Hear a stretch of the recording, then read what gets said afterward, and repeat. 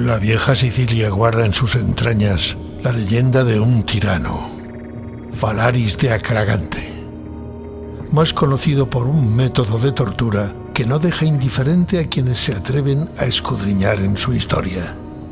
Una historia sobre la crueldad del ser humano. Una historia enaltecida por medio de los mitos y leyendas que han llegado hasta nuestros días.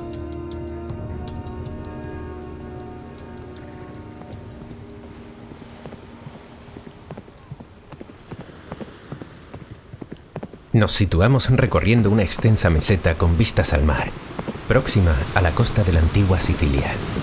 Una cresta de colinas se alza hacia el norte y hacia el sur se extienden los ríos Acragante e Ipsas. En torno al 580 a.C. se fundó una colonia perteneciente a Gela, Acragante.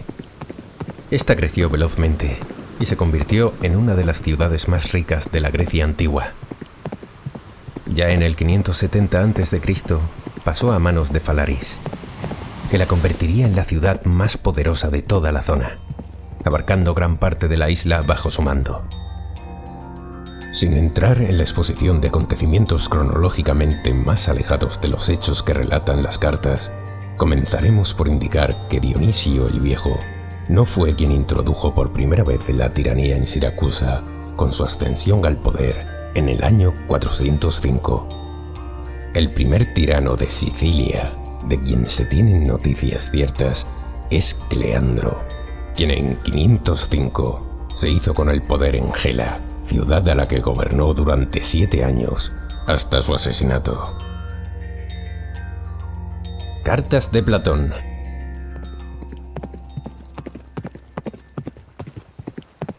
Algunos autores nos hablan de la incorporación y abastecimiento de agua potable a la ciudad, así como de sus esbeltas murallas, que flanqueaban sus bellos edificios. El escarpado Agravante exhibe a lo lejos sus enormes murallas, otrora criados de esforzados caballos, y al darse los vientos te dejo a ti, palmereña Celironte, y recojo los duros vados lilibeos con sus rojas ciegas. Eneida de Virgilio. Según Diodoro, un tal Gelias tenía en su casa varias salas para alojar a los extraños, llegando a albergar en cierta ocasión a cerca de 500 caballeros de su ciudad vecina Gela, a los que obsequió con mantos y trajes de sus almacenes.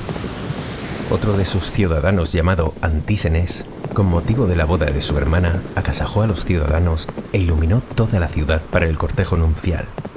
Por otro lado, Plutarco nos relata, en contraste, a Falaris como un ser despótico e impiadoso.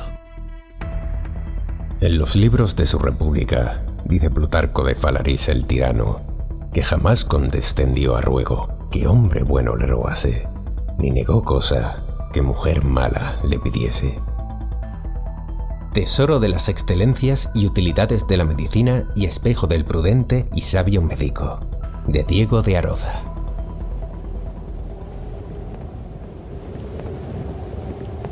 El dominio de Falaris duró, según algunas fuentes, entre 16 y 30 años, convirtiéndose durante ese tiempo en un despiadado gobernante.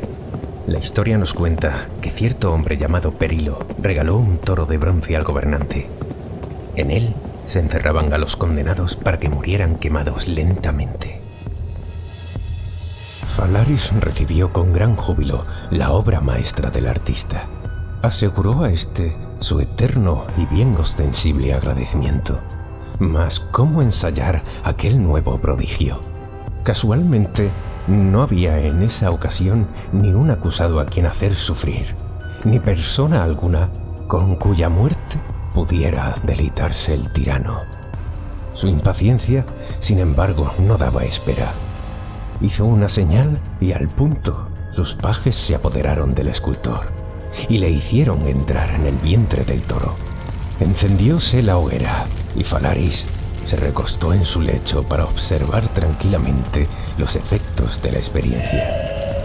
Solo un penetrante bramido, que se asemejaba completamente al del toro, se escapó de la portentosa máquina durante las horas del espectáculo. Enfriado ya el cuerpo bruto, Falaris abrió por sí mismo la caja, y cosa prodigiosa para el tirano, apenas quedaba de périlo otra señal que una cascarilla delgada adherida al interior del toro. Animales célebres de todos los tiempos y de todos los países, de José Castro y Serrano. Fue Píndaro quien asoció, medio siglo después, el nombre de Falaris a dicho instrumento de tortura. Según las fuentes, el toro fue llevado a Cartago por los propios cartaginenses, tras ser tomada la ciudad por Escipión el africano.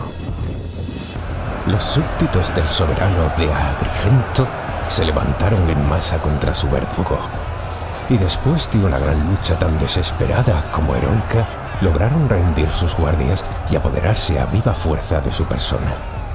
Pero, ¿qué castigo podría aplicársele en desagravio de tantos crímenes? ¿Qué sufrimiento hubieran bastado para dejar vengada tanta sangre inocente? Ninguno fue el primero en indicarlo. Todos a una voz pronunciaron la justa sentencia. Y todos, cada cual por su parte, contribuyeron a ejecutarla. Animales célebres de todos los tiempos y de todos los países, de José Castro y Serrano. A día de hoy, la historia se mantiene únicamente por medio de leyendas, pues no se ha descubierto ni un solo resto del instrumento. Quizá, con el paso de los años, descubramos bajo la tierra un ápice del terror que devoró a tantos hombres.